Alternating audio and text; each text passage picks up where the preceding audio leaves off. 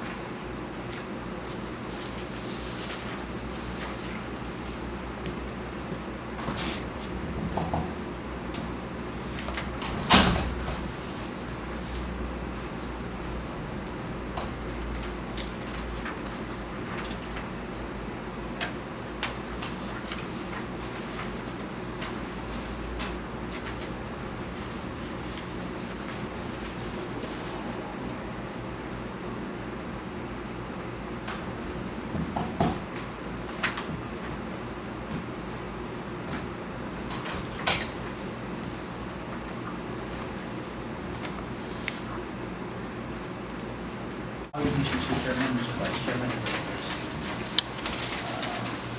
The first thing on my report, I guess we're playing by ear at this point relative to this body having supposed to hear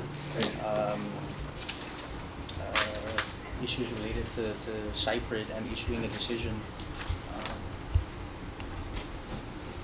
The second thing is, to my understanding, after this meeting, this body will convene to discuss matters relative to the agency's denial of GRP's permit for a municipal solid waste landfill facility. That's scheduled for today as well. Yeah, I'm going to administrative appeal hearing. Right, okay. Under new business, but I wanted to make sure that I included this in my report. Excuse me. I will request that the board schedule an administrative appeal hearing relative to an NOV that the agency issued against Trashco for alleged illegal dumping in Manila, Minerio. The hearing pursuant to the administrative adjudication law must take place no later than February 4th, 2013. And I can also raise that under new business. Mr. Chairman, after our last board meeting, pursuant to your request, I communicated with US EPA regarding the Consolidated Commission on Utilities claim that it would need to invest about $200 million in upgrades to its emissions infrastructure, and you had asked me to contact US EPA to find out the basis of that claim, and so I did. And what's happening is in May 2013, across the nation, new emission standards will become effective, and by virtue of that, GPA will have no choice but to upgrade its current infrastructure to include the stacks and I guess generators as well.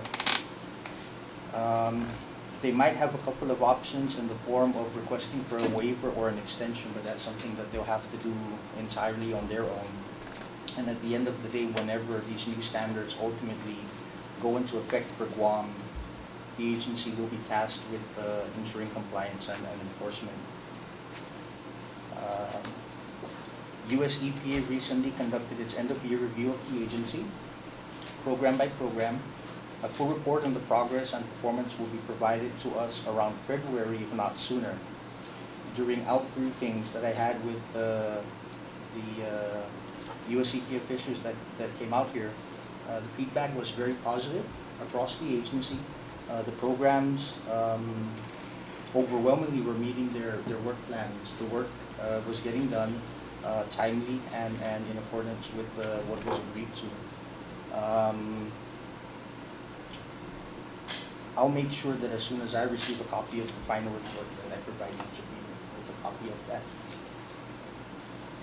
The agency at this point continues to issue notices of violations for various offenses, all of which is being done to ensure the safety, health, and welfare of our community. I'd like to point out that the success rate of voluntary compliance remains extremely high. And just this week alone, the agency negotiated and collected almost $8,000 in penalties. All this money, of course, reverts back to the respective programs for their use, whether training, off-island travel for certification, equipment, supplies. So it continues to work out really well. 2 MOUs are actively being finalized at present. The first one is with GPD, which will provide litter citation training to all agency staff. Once this is completed and all technical details are finalized with the judiciary of Guam, there will be an increased effort by the agency as a whole to enforce Guam's litter laws. The other MOU that's being finalized is with GCC. What's happening is we're partnering with GCC to clean lead contaminants at the shooting range in Mangilao. Dr. Apata secured a private foundation grant to fund part of the project, and so we're partnering with $25,000 to ensure that it gets completed and just over and done with one, in one fell swoop. So will part of that 25,000 come to the agency for its support of that? Oh no, we're providing GCC with $25,000. Oh, we're providing them with Yes. okay. And that's in line with our 319 funding, ensuring our watersheds are contaminant free.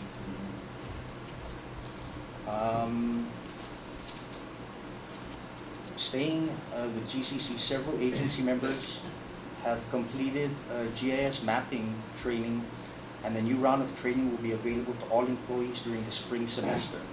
It's estimated that all employees will avail of training on different topics over the next 6 months.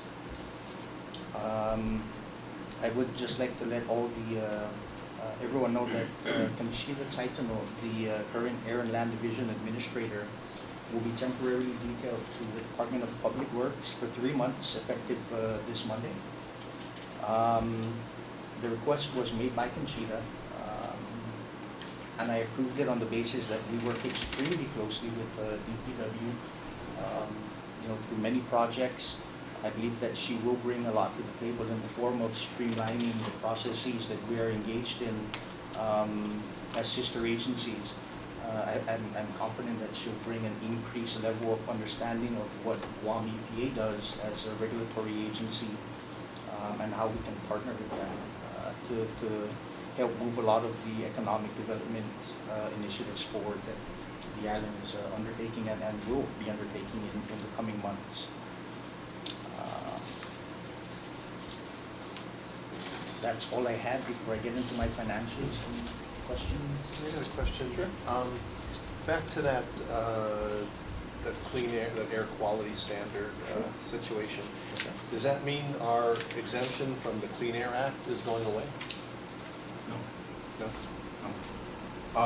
What's going to occur with GPA with the new standards that are coming up, that's going to be imposed on them, is that they've got to take a look at the progress they've actually done, like all the solar farm, all those positive things to reduce their footprint in terms of their emissions, as part of their petition to get possibly a waiver if they're going to go into the LNG. So what they have to put together is like a timetable that they're going to show that they're going to get into compliance, so that it doesn't really impact the economy of Guam through that, like rush and get into the meeting those standards or going to the LNG. So this only applies to the power plants? Yeah. Not to anything else? Just the power plants that meet the max standards. Yeah. It's just the power plants, the stationary sources, as it relates to that new standard.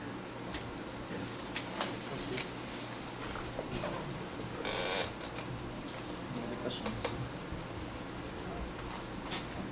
Okay. I'll move over to the financial aspect. As of December 17th, Guam EPA's revenues total 5,200,000 some odd thousand. The agency's operating expenditures and encumbrances as of the same date is at 652,000, which leaves a positive balance of $4.5 million. Total payment request for reimbursement is at 800,000. Pending approval is 0.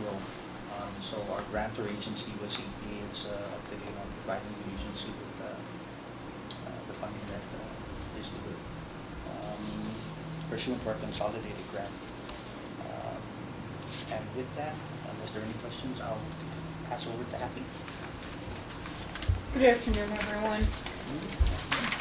With regard to trash go, as the administrator said, it does need to be set for a hearing no later than February 4th, and of course, I prefer a little margin of safety if possible.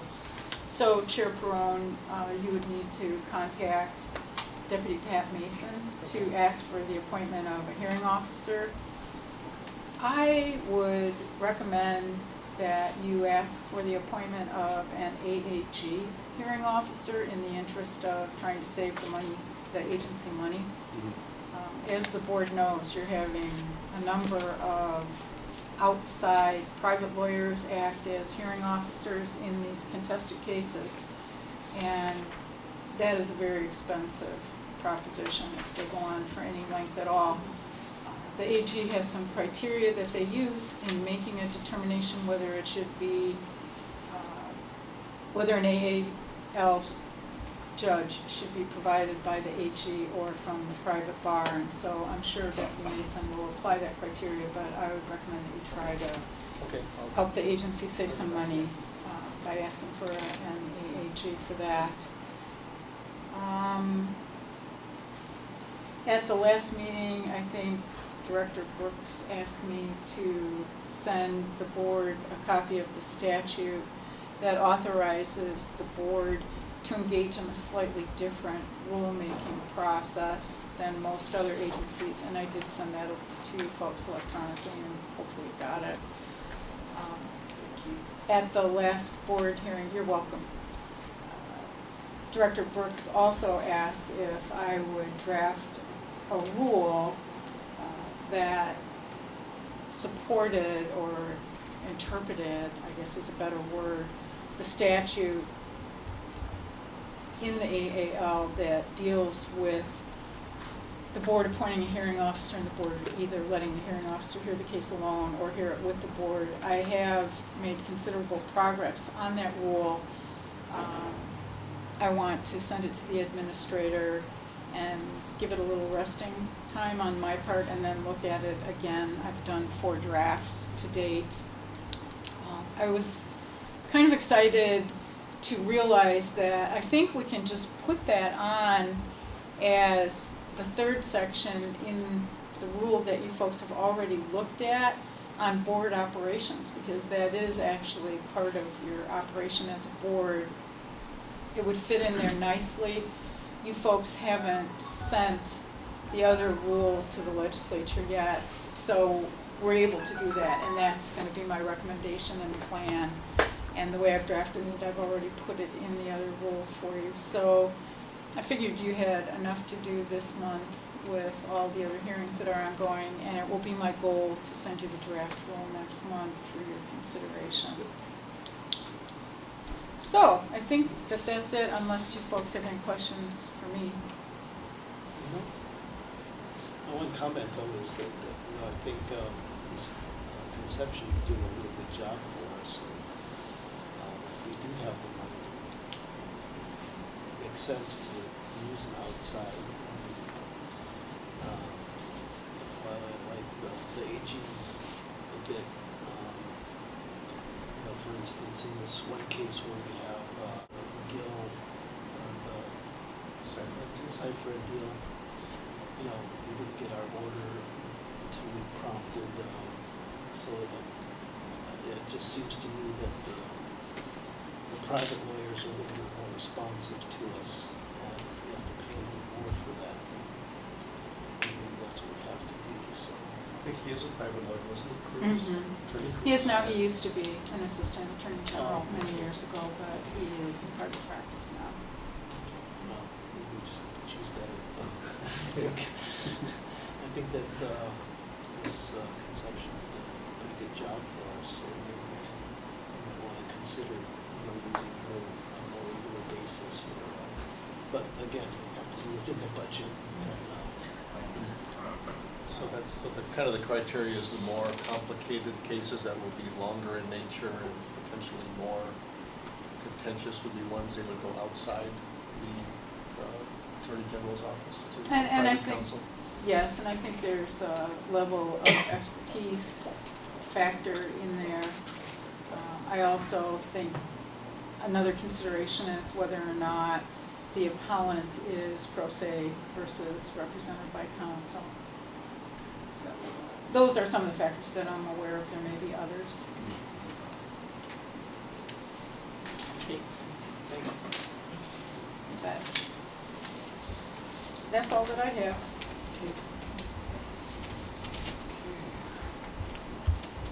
Any new business?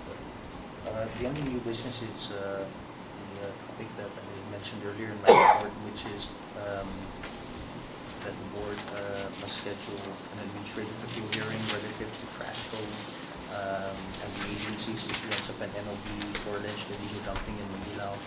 No later than February 4th, council has requested for safety net in terms of time or timing, at least a week, I imagine. That would be good, if possible. So no later than the week preceding February 4th.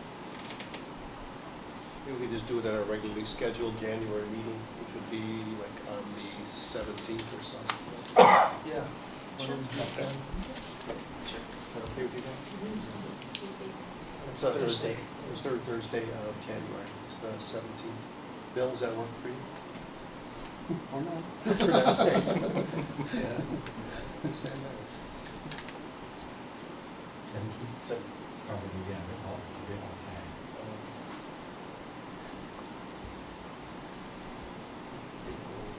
People still have quorum, and you're gonna be ready? Okay. Yeah, it should be like a one-day affair. It's a real complex issue. Excuse me, Mr. Chair, as a heads up on that, as you know, the appointment of hearing officers sometimes can take quite a while. And because of the shortness of time for this hearing date on Trash Go, I just want to let you know that the agency probably will be applying to you as the chair to act on behalf of the board to issue some subpoenas. In the past, I haven't felt the necessity to issue subpoenas, but in this particular case, I expect I will, so I just don't want you to be surprised by that. Oh, okay. Thank you.